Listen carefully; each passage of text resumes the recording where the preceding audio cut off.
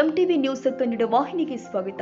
Professor sir B ಕೃಷ್ಣಪ್ಪರವರು ಸ್ಥಾಪಿಸಿದ ಕರ್ನಾಟಕ ದಲಿತ ಸಂಘರ್ಷ ಸಮಿತಿ ಬೆಂಗಳೂರು ಬೆಳಗಾವಿ ಜಿಲ್ಲೆಯ ಖಾನಾಪುರ ತಾಲೂಕಿನ ನೂತನ ಶಾಖಾ ಉದ್ಘಾಟನಾ ಕಾರ್ಯಕ್ರಮ ಇವತ್ತು ದಿನಾಂಕ 28/8/2024 ಅದ್ದೂರಿಯಾಗಿ ನಡೆಯಿತು.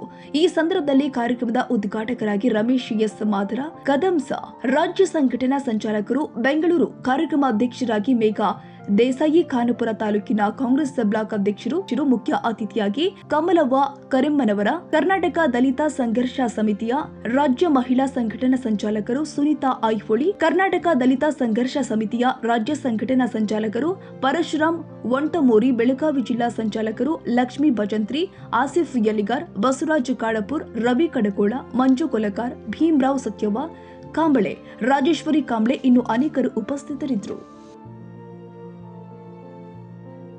ತಾಜಾ ಸುದ್ದಿಗಾಗಿ ಎಂಟಿವಿ ನ್ಯೂಸ್ 24x7ಗೆ ಸಬ್ಸ್ಕ್ರೈಬ್ ಮಾಡಿ ಮತ್ತು ಬೆಲ್ ಐಕಾನ್ ಅನ್ನು ಒತ್ತಿ. ತಪ್ಪದೇ ಲಿಂಕ್ ಶೇರ್ ಮಾಡಿ.